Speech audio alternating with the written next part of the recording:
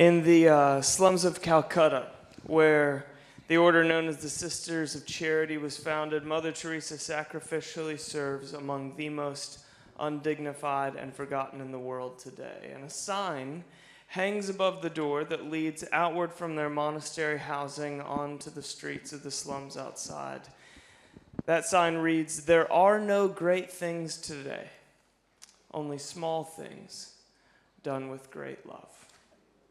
A little sign that guided her hidden, humble steps for decades, and then 30 years into ministry in Calcutta, Mother Teresa was awarded the Nobel Prize, and the speech that she gave in her acceptance speech is something of her "I have a dream." It is not the only important words that she had to share, but is certainly the most familiar, and the standout line from that speech rung familiar to those who knew her best.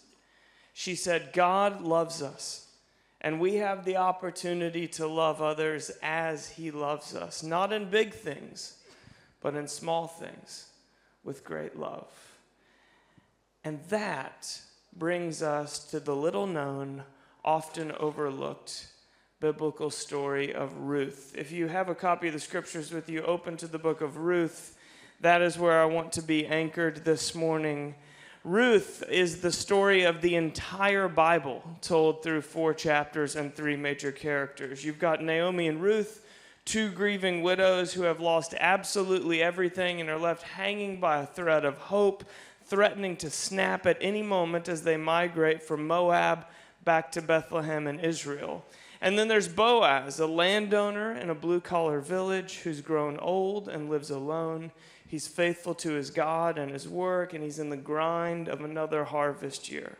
So I want to wring out the story of Ruth for all it's worth, believing that it is both a call back to our roots and a hopeful way forward for us as a movement. And the book of Ruth is entirely about small things with great love.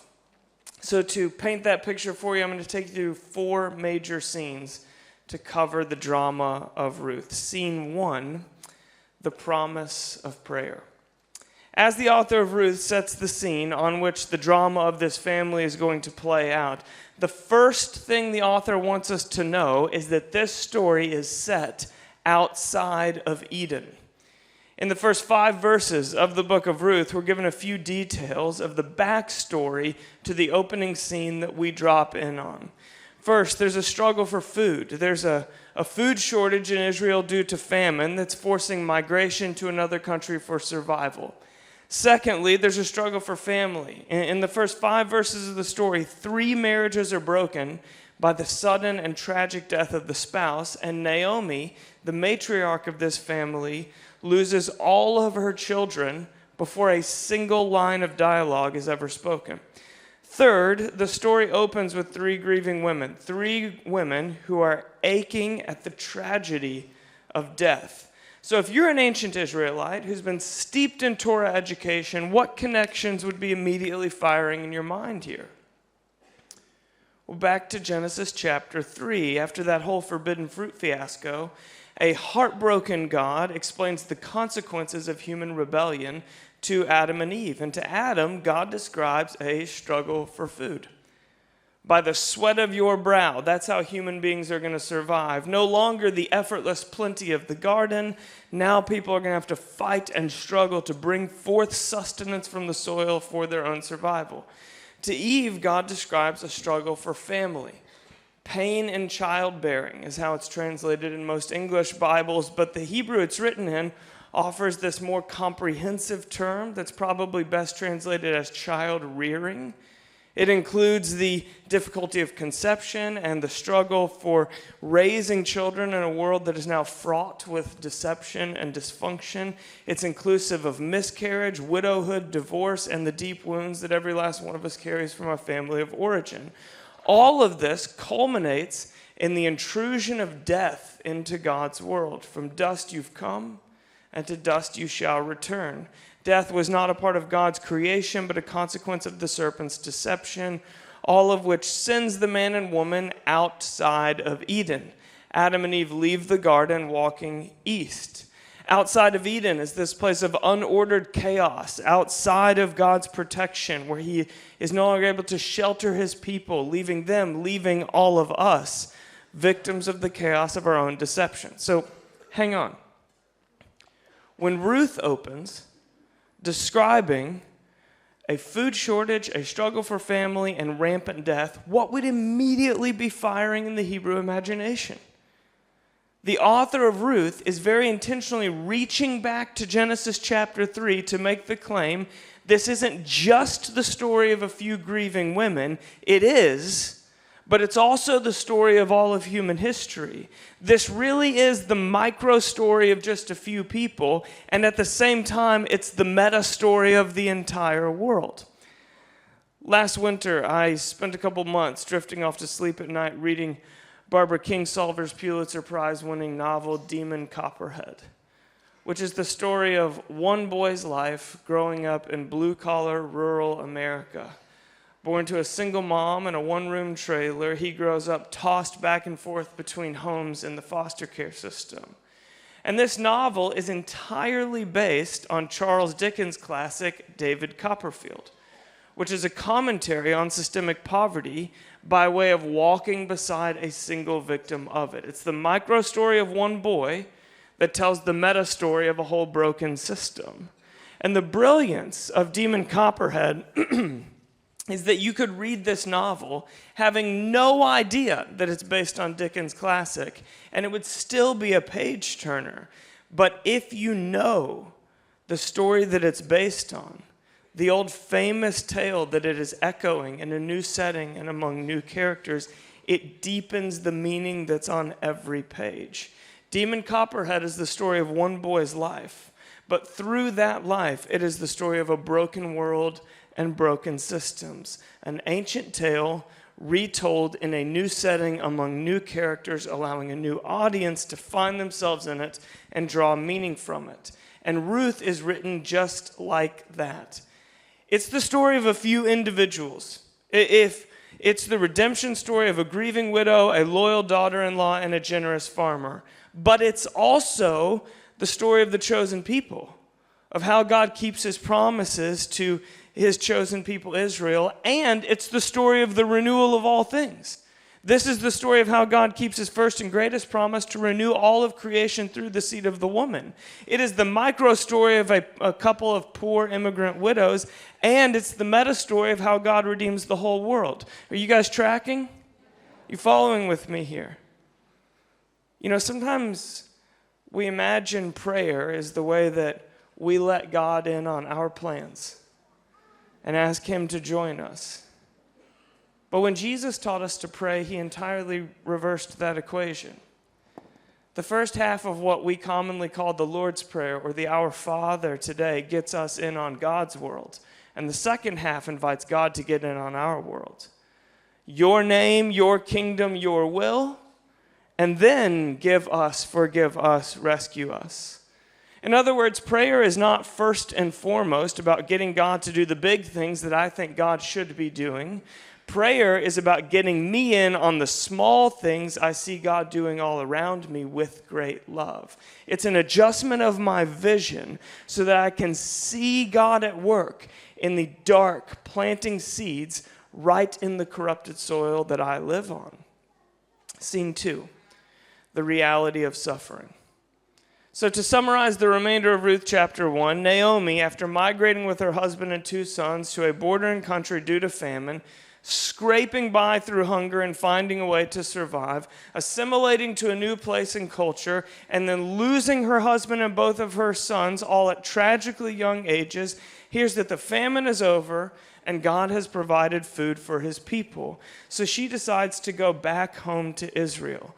Naomi tells her daughters-in-law, you guys go back to your local villages here in Moab. I'm headed back to Bethlehem. My life is essentially over. What a cluster, but you've still got time to start over. Ruth chapter 1, picking up in verse 12. Return home, my daughters. I'm too old to have another husband, even if I thought there was still hope for me.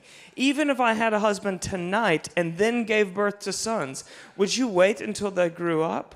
Would you remain unmarried for them? No, my daughters, it is more bitter. Now, the English term bitter is the Hebrew mara. Hang on to that word. It is more bitter for me than you because the Lord's hand has turned against me. Now, this is a key moment because up to this point in the story, Naomi's been just merely recounting the facts of her situation. I'm no use to you. There's no foreseeable future where the three of us form a family again. But you're young. Get back out there. Start over. I'm in a different spot. Way too old to rebuild a life. But then there's this phrase at the end where Naomi makes a turn that we all make at some point in suffering. She goes from recounting her life's events to interpreting the meaning of those events. She goes from facts to poetry, from history to philosophy, from her suffering to God's role in her suffering. The Lord's hand has turned against me. Why would God allow a brain tumor to grow unnoticed in a young mother until it awakens her one night while her babies are sleeping peacefully? That's so senseless. But that's Pete and Sammy's story. Or where was God when cancer ravaged the body of a healthy woman contending for renewal in Australia while raising her children? That's Trudy Sayers' story. What kind of God would allow cancer that was supposedly removed in a single operation to, in the span of just a few months, grow to the most advanced stage, attach itself to the vital organs of a young man in his mid-30s, and thrust him into an equally aggressive chemotherapy treatment as the youngest patient in the cancer ward in the hospital? That's my story. You know, the sad truth is that the experience of suffering is not the unfortunate experience of a select few. It is the common experience of every human life. To be human is to suffer. Suffering is always looming, always nipping at our heels. Occasionally it wrestles us to the ground. Some people never get up, and even those who do walk with a limp. G.K. Chesterton once said, "The worst moment for the atheist is when he is really thankful and has nobody to thank." And that's true. But wouldn't it be equally fair to say that the worst moment for the Christian is when she's suffering and the God she spent so many breaths thanking, she now finds herself blaming? The role we believe God plays in our suffering will dramatically influence how we experience hardship. Naomi's interpretation of her own life's events is to define herself as cursed. Cursed meaning shut out from abundance. Life and life to the full is just not the hand that I was divinely dealt, so she thinks. It's very Job-like. She's endured an unthinkable amount of grief, and the weight has become too much to hold in one hand while holding on to hope in the other, so she defines herself as cursed, and proximity to her and her warped view is a dead end for anybody else. Verse 14, at this they wept aloud. Then Orpah kissed her mother-in-law goodbye, but Ruth clung to her. Now remember, this story is set outside of Eden, which the author makes very clear by naming the consequences of the fall right in the first 5 verses. Struggle for food, struggle for family, and death. And then here, in this verse, is the first hint at redemption, at how God renews the whole world. And it goes like this: Ruth clung to her. Clung is the Hebrew dabka, which also appears in, wait for it, Genesis chapter 2, back in Eden. Genesis 2:24, therefore a man shall leave his father and mother and hold fast or cling to his wife, and they shall become one flesh. The English hold fast is the Hebrew dabka. Man shall leave father and mother and cling to his wife, says Yahweh. This is how I've designed the world. This is how people uncorrupted and in perfect loving union will relate to one another. Naomi, in the face of unbearable pain, backed by good intentions, isolates herself, but Ruth clung to her. This is how people will image my love on the earth. This is how people will re-Eden the world, says God, by clinging to hope in the face of chaos. The 24/7 prayer movement's never been a mountaintop movement. We are not those who gaze down at the chaos from a safe and sanitized distance, pointing out where renewal lacks and asking God to intervene. We are those personally and painfully acquainted with chaos. For 25 years, we've been as honest about the suffering as we have been about the miracles. We have danced with the angels, and we have groaned with creation.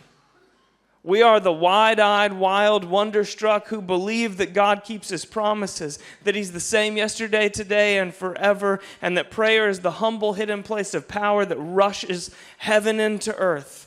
And we've prayed those kinds of prayers not by escaping suffering, but by clinging to God, holding fast to him for dear life as we're battered around by our own unique cocktail of chaos. Philip Yancey, now late in his life and battling Parkinson's disease, reflects on his numbered days in his latest book, saying, "In my writing career, I've interviewed U.S. presidents, rock stars, professional athletes, actors, and other celebrities. I've also profiled leprosy patients in India, pastors in prison for their faith in China, women rescued from sexual trafficking, parents of children with rare genetic disorders, and many who suffer from diseases far more debilitating than Parkinson's. As I reflected on the two groups, here's what stands out. With some exceptions, those who live with pain and failure tend to be better stewards of their life circumstances than those who live with success and pleasure. Pain redeemed impresses me more than pain removed. Successful people, those whose suffering has been escaped or evaded or hidden or removed, successful people are celebrated in our culture. But redeemed people, those who have suffered, who have clung to God and to hope and made a way through, redeemed people are admired, even imitated. Those we want to become like, to grow old into, are not those who have avoided suffering. They are those who have clung hopefully to God as they were drugged right through it. 24/7 family, we have never been successful. We've never tried to be. And I pray that we never will.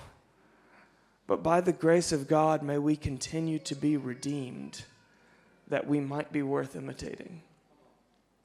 Scene 3, leftovers.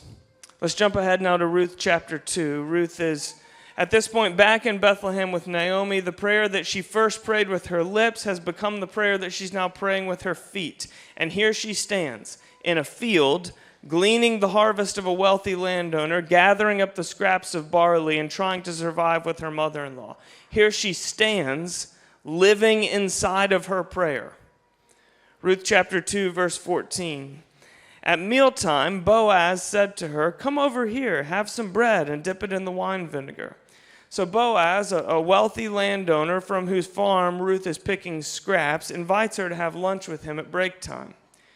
When she sat down with the harvesters, he offered her some roasted grain. She ate all she wanted and had some left over. Now that last phrase, I wonder if that sounds familiar to some of you. Matthew's gospel repeats this identical phrase not once, but twice in the feeding of the 5,000 and then again in the feeding of the 4,000. Matthew 14, after Jesus took one boy's lunch and used it to feed 5,000, reads, "They all ate and were satisfied, and the disciples picked up 12 basketfuls of broken pieces that were left over." 12 basketfuls, not 11, not 13, 12. Why? Because this is a miraculous sign.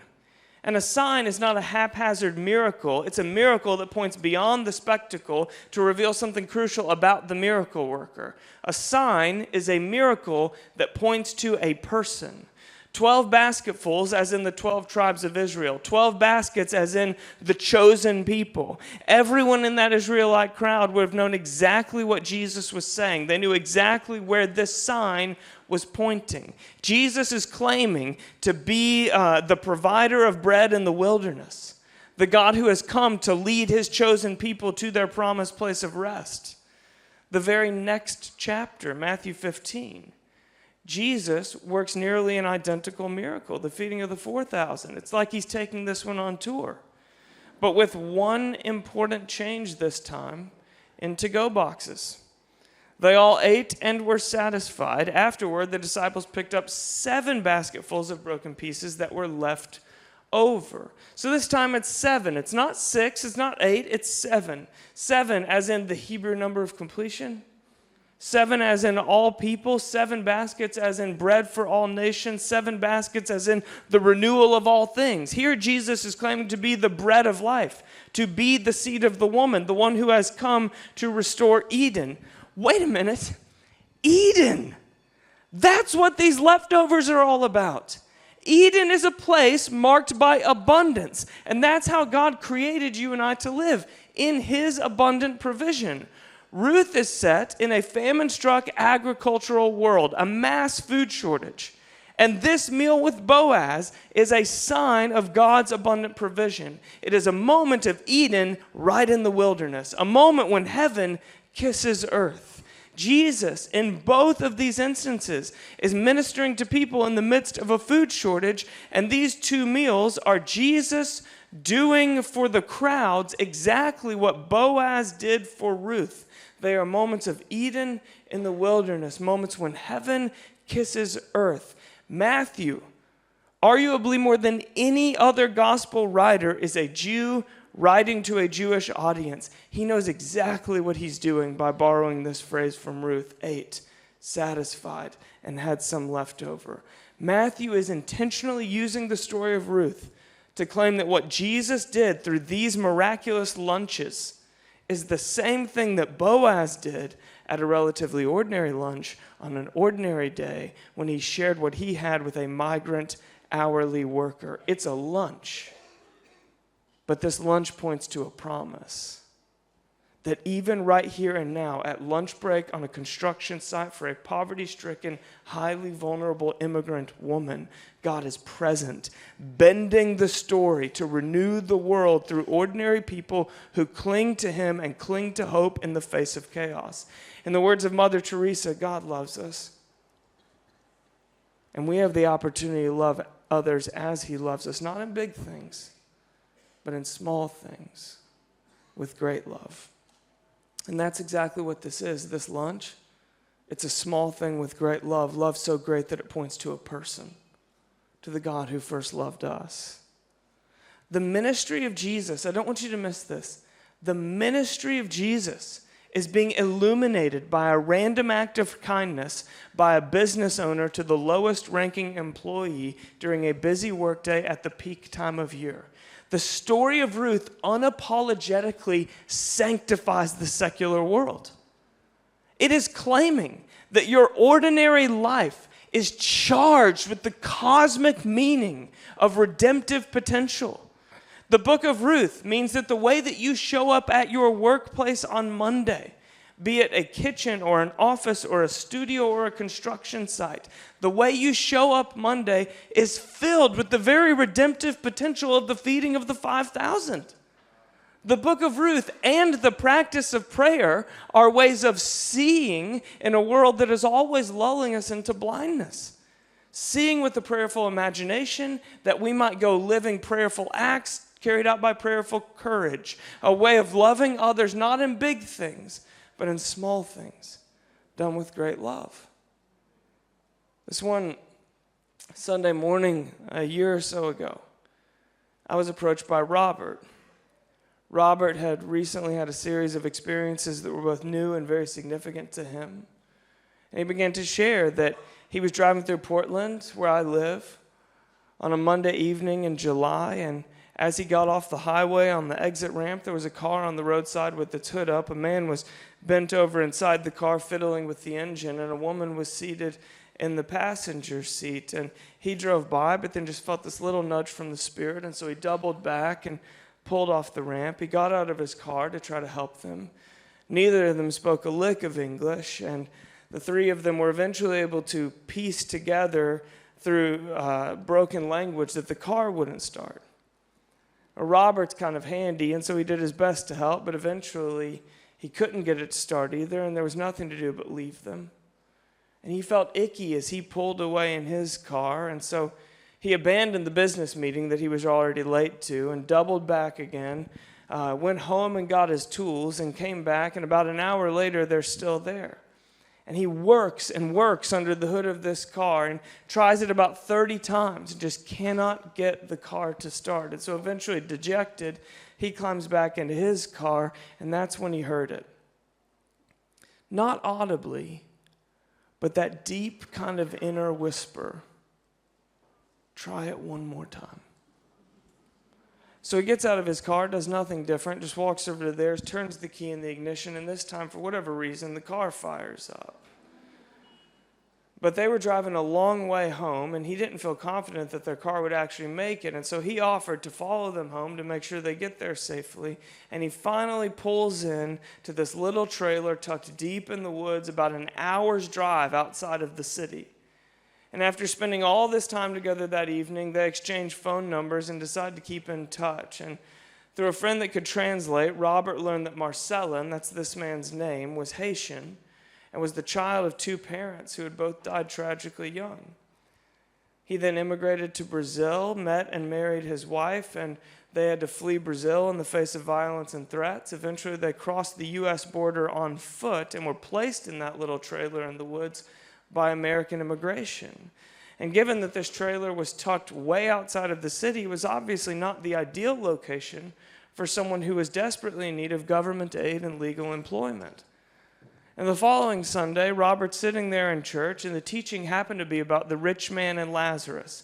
It was a challenge to do a lot more than just let the poor eat the scraps from off of our tables, but instead to welcome them all the way into our tables as family, as equals. And Robert was thinking the whole time about Marcelin. For the very first time, he responded at the front to receive prayer. And when he was standing there at the front of the room, he received a prophetic word. And that was a very foreign experience from his particularly rigid Catholic upbringing. And the prophetic word that he received went something like this. I'm seeing a picture of a flight of stairs, and I think that there's a family that you're meant to help get to the top of this flight of stairs. Well, as it turned out, Robert and his wife had just purchased this little 4-unit apartment building in Portland. It was an investment property that they were fixing up and planning to rent out to make a little extra money on the side. And the day before, on Saturday, he had just finished installing the stairs. So Robert takes a major risk and a radical act of generosity and goes back to Marcelin after this prophetic word and offers him the apartment for free. Why don't you and your wife live here while you get on your feet? Let me help you out. We'll just see how this goes. And they'd been in the apartment for a week or so when Robert relayed this story to me, a story through which he really felt like God was growing and challenging him, a story through which he really felt alive, a story that was unfolding before our very eyes. And then, as tends to happen, we kind of lost touch. I thought a whole lot about that story for a week or two. I prayed for Marcelin and his wife a couple of times. And then, to be completely honest, I mostly forgot. Until months later, when we had a guest speaker in to preach on a Sunday, and Kirsten, my wife, gets the dreaded, your kids going nuts down here in kids ministry. We've done everything we can, and we need you to come get them message during the sermon. And since I'm typically the one preaching the sermon, but on this particular Sunday I wasn't. I saw this as the Spirit's invitation for me to tap in for once, and that's how I ended up roaming on the sidewalk outside of the church while someone else was preaching with a baby in my arms. And there was one other dad with a baby doing the exact same thing that Sunday. It was Robert. And so we got to catching up, and I remembered his story, and I asked about this couple, and he said, oh man, they're doing great. Marcelin had a horrible time finding work despite his best efforts, so eventually Robert, who was the owner of a construction company, offered him part-time work on one of his construction teams. Marcelin worked his way all the way up to full-time. Eventually he got established enough to find a salaried position in another field that actually fit his skill set. He and his wife then moved out. They got a place of their own where she can walk to work at the senior living facility where she serves, and they had just had a baby, their first child. This family found their way from a highly vulnerable position in a foreign land to a stable life that they were powerless to piece together, apart from an act of generosity by a stranger who happened to be in a more established position. God loves us. And we have the opportunity to love others as he loves us, not in big things, but in small things done with great love. That's a real story from a real person in my community from the recent past. It's a real story that God is writing. And it didn't involve someone moving to a foreign village on a mission from God, or supernaturally opening the eyes of the blind, or getting a Bible degree in ancient languages, just pulling to the roadside when he saw a need.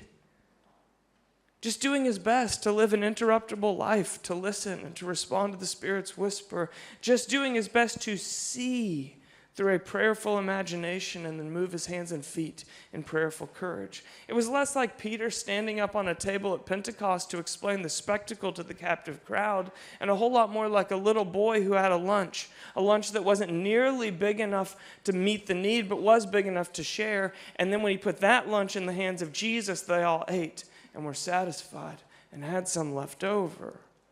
It was less like Robert talking God into getting in on his agenda, and a whole lot more like prayer opened Robert's eyes to see and then join and participate in God's agenda. And that's mostly how prayer works. It's mostly how the kingdom comes. That's mostly how God renews the world. It's mostly how God keeps his promises. It's ordinary individuals sharing the extraordinary love of God with those who happen to be right in front of them today. It's small things with great love. And the fourth and final scene of Ruth, Redeemer. Ruth chapter 2, verse 20, this is the critical hinge that turns the whole story and unfolds for the following 2 chapters. "The Lord bless him," Naomi said to her daughter-in-law. "He has not stopped showing his kindness to the living and the dead." She added, "That man is our close relative. He is one of our guardian redeemers." Now, redemption, that's a word that we use a whole lot in church circles. But what exactly does it mean to be redeemed? Well, right here we're given a living picture of it. Guardian redeemer wasn't an abstract concept in ancient Israel. It was a very grounded idea.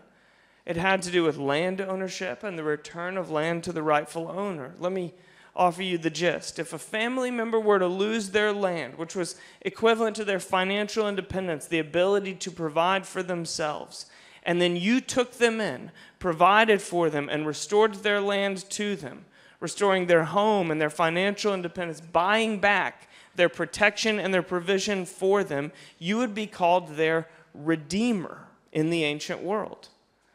Now, the backstory in this case is that Naomi's late husband seems to have owned land prior to moving to Moab, and then he sold it when he skipped town in the wake of a famine.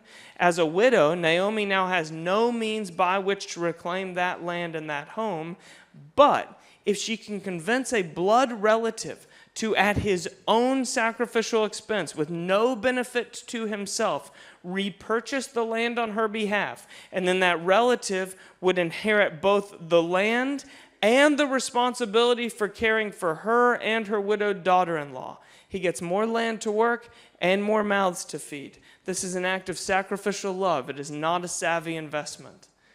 And we don't have any exact modern equivalent to this today, but the concept's not entirely foreign to us either. Right? Your nephew loses both parents in a tragic car accident, and then you say, instead of saying, well, I guess he's just the property of the government now, you decide, no, he's more fundamentally a part of our family than he is the property of the government, and so we will take him in as our own, and at great cost to ourselves, raise this child as our own. Or your dad passes away, and your mom is too old to take care of herself, so she moves into the guest room. It's that kind of thing. The difference with those examples and ancient Israel is that, one, in an agrarian society, a person's livelihood was profoundly tied to the family land, to property ownership. And two, they had an actual institution, like a legal process by which a redeemer redeems. When a family member finds themselves in a completely vulnerable position that they're incapable of pulling themselves out of, a redeemer can enter into their chaos, sacrificially rescuing them from that situation. How? By sheltering them in their own protection and providing for them out of their own plenty. In Ruth's world, if something so tragic happened, resulting in the loss of the ability to provide for oneself, like becoming deeply indebted to someone else, or making a horrible financial investment, or the sudden and tragic death of all three men in the family, then apart from a redeemer, the options left to the grieving widows were, one, you can sell the family property to pay back the debt. That's not an option for these two. Or two, there was an even more last resort option, the one left open in this case. And that was to sell yourself, to become the slave of someone else so that you could repay the debt. A redeemer was either rescuing a family member from enslavement or from becoming enslaved. And the biblical word for all of that, the English redeem, is the Hebrew ga'al. This is a word used, the identical word used for what God did for Israel in the Exodus to bring them out of slavery. Exodus 6:6. Therefore say to the Israelites, I am the Lord your God. I will bring you out from under the yoke of the Egyptians. I will free you from being slaves to them, and I will redeem, ga'al you with an outstretched arm and mighty acts of judgment. Redemption is to rescue someone else from enslavement or from becoming enslaved. Redemption is a communal, lived echo of Exodus. It is the peak moment of God's rescuing power in the story to date, a way to rehearse that grand story in our little stories, in the way that we relate to one another. That man is one of our close relatives. He is one of our guardian redeemers. That statement from the micro story of Ruth reaches all the way back to the gigantic meta story of Exodus. But that's not all it does. I want you to think about this with me for a second, to see the picture that's being painted here. People and land are meant to be under the possession of a family. But when something so cataclysmic happens that the family land isn't theirs anymore, and they're out on their own, outside of the protection and provision that they were created to live under, vulnerable to become the property of an outsider, this is Adam and Eve leaving the garden. It's Adam and Eve wandering outside of Eden, and the only way back into the family land is if a redeemer who does have power, who has not been cast out of the garden, by grace chooses to bring them in, protected, provided for, and redeemed. What story does this sound like to you? This is the restoration of Eden. This is the defeat of the serpent. This is the kingdom coming. This is heaven and earth reunited. This is the entire Bible. And the word that describes all of that is ga'al, redeem. So when the author of Ruth uses that word here, what he's saying is this: what God is doing for Naomi through a loyal daughter-in-law and a particularly kind farmer is on par with what God was doing when he parted the sea so that the Israelites could walk through it, and the return to Eden, the renewal of all things. Last winter, I was drifting off to sleep at night reading Demon Copperhead, an ancient tale, familiar themes retold in a new setting among new characters, allowing a new audience to find themselves within it and draw meaning from it. This novel was that author's way of saying, oh, you've heard of David Copperfield, but now let me humanize that for you. Let me put it in your world so that you can see that ancient story right under your nose. Ruth is God's way of saying, oh, you've heard of Adam and Eve, but let me show you that I'm redeeming every ounce of that ancient lie right now in your world, right under your nose. That man is our close relative. He is one of our guardian redeemers. That is a statement that reaches all the way back to Eden and all the way forward to Jesus. Redemption is to rescue someone from enslavement or becoming enslaved, right? Romans chapter 6, but thanks be to God that though you used to be slaves to sin, you see, this is the natural outworking of reaching for the forbidden fruit, and the ultimate problem with it is that whatever we reach for to provide for ourselves and protect ourselves ends up enslaving us. Reach for money and you'll never have enough. You'll become enslaved to chasing that carrot that's always dangling out in front of you. It's those famous words from John Rockefeller. How much money is enough? Just a little bit more. Reach for success, grasp at it with all you've got, and you might get it, but you will lose yourself in the process. The workaholic has lost the ability to slow down and rest. Work is meant to free us for relationship, but instead becomes a shield that keeps us from relationship, because my whole life is about efficiency or achievement. Reach for desirability, and you'll make your whole life about maintaining the youth of your body, passing your days at the gym, or maintaining the beauty of your complexion or the trendiness of your wardrobe, but you will never feel fit enough, elegant enough, or stylish enough. You will enslave yourself to the pursuit of something that you will never stop chasing and never catch. Reach for escape through some substance, and it will work. Alcohol will make your troubles feel lighter and your mood more relaxed, but if you reach for that often enough, alcohol will steal your joy. And it will be impossible to live ordinary life apart from a drink. It will replace joy through presence with something so much cheaper, pleasure by escape. And today becomes only livable with a buzz. Reach for any form of redemption by my own means, any way that I could protect myself and provide for myself, and I become its slave. Romans 6, but thanks be to God that though you used to be slaves to sin, you have been set free from sin and become slaves to righteousness. How? How are we set free? By a Redeemer, by Jesus, a more powerful family member who enters into my chaos and vulnerability to rescue me from the situation by sheltering me in his protection and providing for me out of his own plenty. You see, the Exodus and Eden stories are being retold through an honorable immigrant daughter-in-law and a particularly kind farmer who offers her lunch in the midst of her manual labor. I mean, look, we're talking about Moses and deliverance here.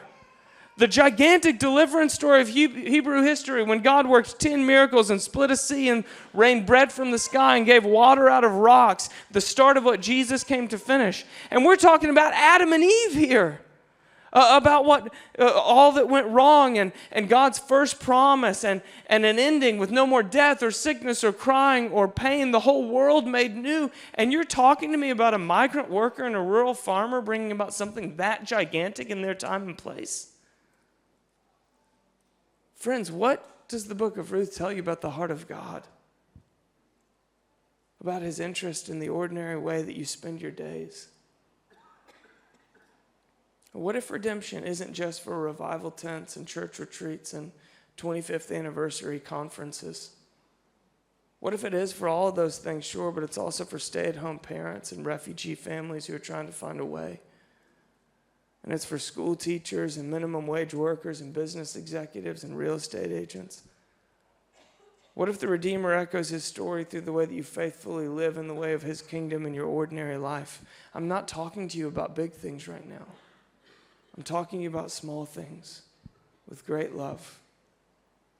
The modern church has a bias toward grand stories. Stories of great adventure and great risk and great sacrifice, big tent revivals, social change, unexplainable miracles, impact, measurable, significant impact in any and every variety. Success is celebrated even within our church doors. And those are good stories, ones that should be told and should be honored. But what if Jesus was serious when he said the kingdom of God's like a mustard seed?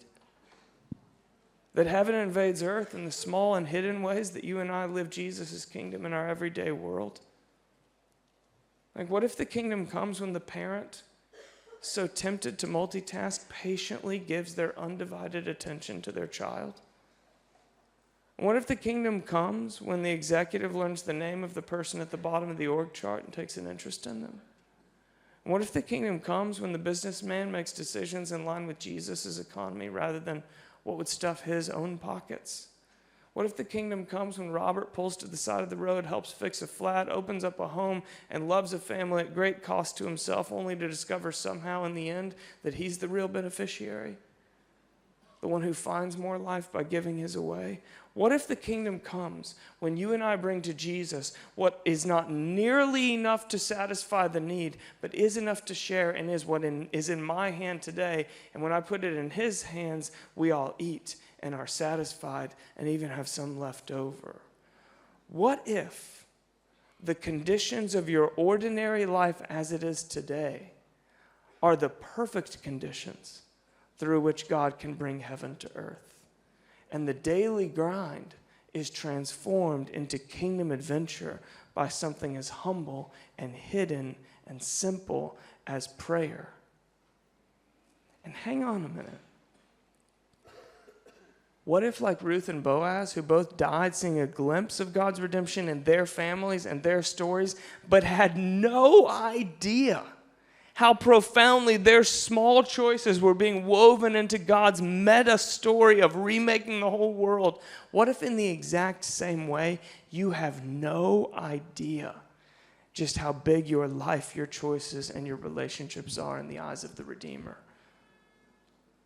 What if the place the kingdom comes is in your imagination first? And what if the story that you'll tell in your old age or on the other side of your seeing this world through God's eyes and then courageously living in response? What if this movement's never been about big plans, big ideas, and big agendas, but small, hidden, uncelebrated things done with great love? May we never forget who we are, family.